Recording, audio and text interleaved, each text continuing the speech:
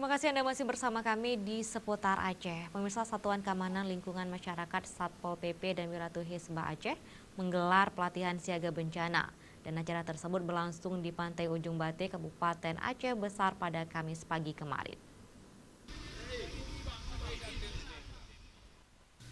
Dalam pelatihan siaga bencana ini, para personil Linmas Satpol PP dan WH membuat 5 regu, yang mana regu pertama membuka dapur umum, regu kedua membuat tenda peleton, regu penyelamatan, terantip, dan regu standby.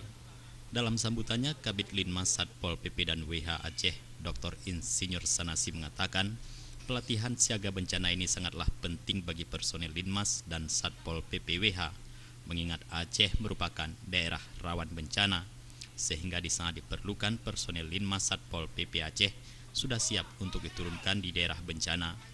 Menurut Sanasi, Satuan Perlindungan Masyarakat merupakan kumpulan personil yang dibekali dengan pengetahuan dan keterampilan guna dapat melaksanakan tugas dan fungsinya, sehingga kehadiran anggota Satlinmas dinilai sangatlah perlu diberdayakan untuk mengisi kekosongan yang tidak dapat dijangkau oleh aparat keamanan. Namun dalam kenyataannya masih dijumpai anggota Linmas yang perlu memperoleh pengetahuan dan keterampilan yang dipersiapkan untuk melaksanakan tugas dan fungsinya dalam penanganan bencana, memelihara keamanan, ketentraman, dan ketertiban masyarakat, serta ikut menyukseskan Pileg dan Pilpres, serta upaya pertahanan negara.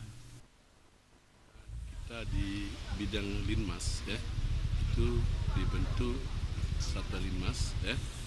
Tujuannya adalah untuk terutama penanggulangan bencana.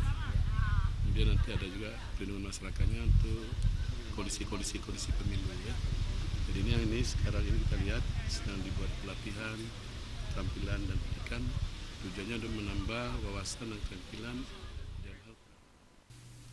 Pelatihan tersebut berlangsung selama 3 hari melibatkan 70 personel Linmas Satpol PP dan WH Aceh, serta juga menghadirkan narasumber dari Polri dan TNI serta KIP Aceh, Pemadam Kebakaran dan Basarnas Aceh. Tim Liputan Aceh TV.